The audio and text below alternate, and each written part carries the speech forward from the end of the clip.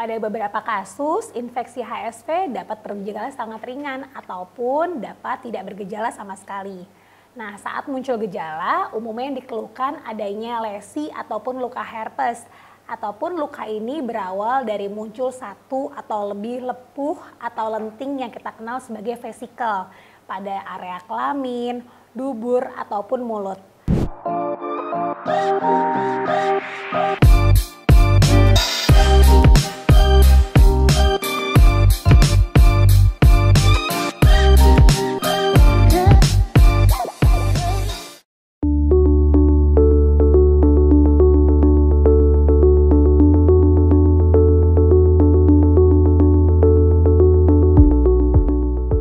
Halo sahabat RSUI, kembali lagi bersama saya Ilham Cahyo dalam video edukasi bersama Rumah Sakit Universitas Indonesia. Kali ini saya telah bersama narasumber yang sangat cantik, inspiratif, dan tentunya luar biasa. Dr. Iren Sinta Febriana, spesialis obstetrik ginekologi atau yang kerap disapa dengan Dr. Iren. Halo dokter, gimana kabarnya? Halo Nurse Ilham, baik sekali, semangat sekali ketemu Nurse Ilham sama para sahabat RSUI.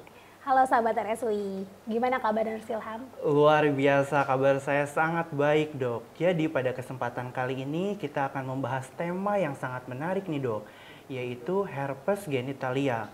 Mungkin bagi sebagian sahabat RSUI mendengar kata herpes genitalia mungkin masih dianggap tabu ya dok ya. Iya. Langsung aja nih dok, kita akan bahas apa sebenarnya dok yang dimaksud dengan herpes genitalia dokter.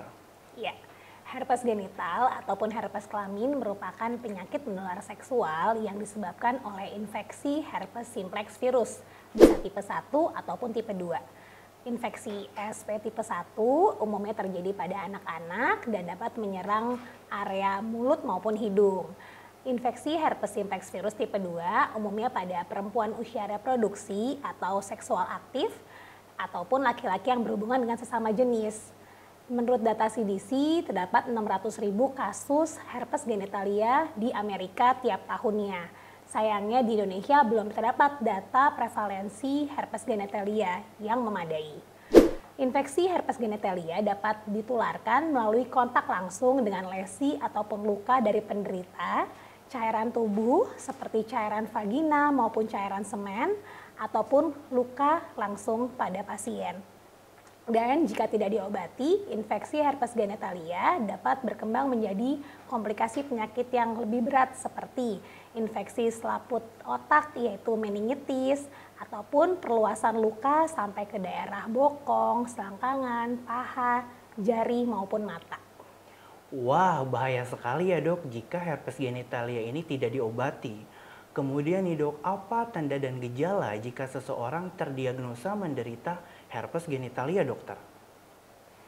Ya, pada beberapa kasus infeksi HSV dapat bergejala sangat ringan ataupun dapat tidak bergejala sama sekali. Nah, saat muncul gejala, umumnya yang dikeluhkan adanya lesi ataupun luka herpes, ataupun luka ini berawal dari muncul satu atau lebih lepuh atau lenting yang kita kenal sebagai vesikel pada area kelamin, dubur, ataupun mulut. Masa inkubasi dari herpes simplex virus berkisar sekitar 4 hari dan lentingnya nanti akan pecah, kemudian menimbulkan luka baru dan lukanya ini perih, membutuhkan 2-4 minggu untuk benar-benar sembuh. Gejala herpes genital pada infeksi pertama dan infeksi berulang dapat berbeda. Pada infeksi pertama, HSV dapat menyebabkan timbulnya lesi yang lebih lama. Kemudian ada peningkatan pelepasan virus sehingga angka penularannya untuk HSV yang pertama ini akan lebih tinggi. Kemudian dapat juga terjadi gejala sistemik seperti nyeri kepala, nyeri otot maupun nyeri sendi, demam, ataupun pembesaran kelenjar getah bening. Setelah infeksi pertama atau infeksi primer akan muncul namanya fase laten. Pada fase laten ini mungkin tidak ada gejala pada pasien, tapi dapat ditemukan virus pada cairan maupun organ pada pasien, namun virus tersebut tidak aktif. Pada infeksi berulang ataupun fase selanjutnya, kebanyakan pasien akan merasakan gejala seperti nyeri di area dubur, area alat kelamin, kemudian akan timbul lesi beberapa hari kemudian, namun tidak begitu panjang, jadi durasinya itu lebih ringan dan tidak separah pada infeksi primer. Baik dokter, ternyata herpes genitalia ini infeksinya bisa berulang-ulang ya dok ya? Bisa, Nurse Ilham. Kemudian nih dok, bagaimana tata laksana atau pengobatan yang harus dilakukan jika seseorang terinfeksi herpes genitalia dokter? Ya. Tentu saja sebelum diobati harus didiagnosis tepat terlebih dahulu ya. Jadi dipastikan dulu kondisinya seperti apa. Dokter akan menanyakan riwayat penyakit, gejala yang dirasakan, akan melakukan pemeriksaan fisik, di mana seperti apa lesinya, karakteristik lesi dan keparahannya.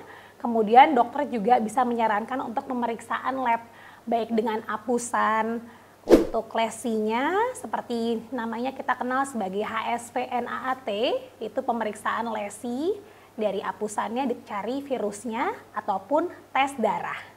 Kemudian untuk menangani herpes genital belum ada obat-obatan antivirus spesifik. Namun bisa diberikan obat-obatan antivirus lainnya untuk menekan pelepasan virus selama pasien tersebut mengkonsumsi obat-obatan antivirus tersebut.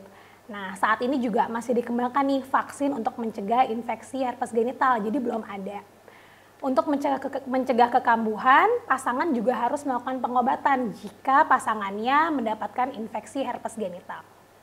Wah, luar biasa penjelasan dari dokter Iren, sangat jelas dokter.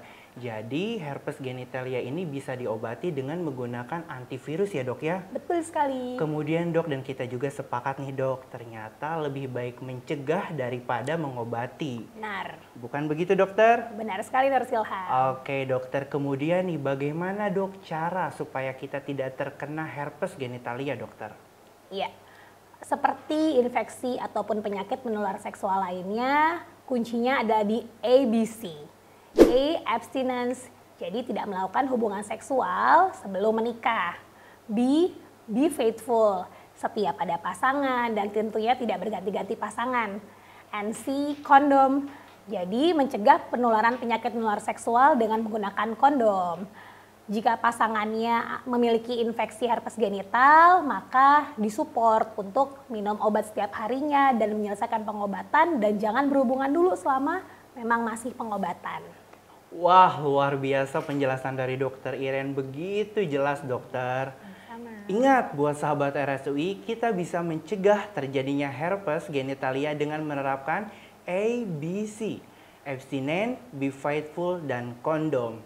Dan terima kasih kepada dokter Iren yang telah memberikan informasi yang sangat luar biasa pada kesempatan kali ini. Mudah-mudahan apa yang kita sampaikan bisa bermanfaat untuk sahabat RSUI yang menyaksikan tayangan ini.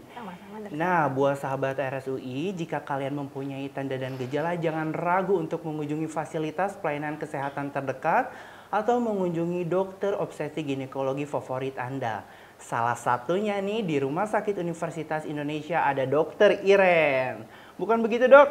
Betul sekali Nurse Ilham. Jadi dokter Iren ini berpraktek di RSUI hari Senin, Rabu, dan hari Kamis.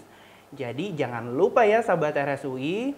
Nah, buat sahabat RSUI jangan lupa untuk like, share, serta subscribe channel YouTube RSUI agar kalian tidak ketinggalan informasi kesehatan menarik lainnya. Saya Ilham Cahyo. Saya Irensta Febriana. Salam sehat RSUI.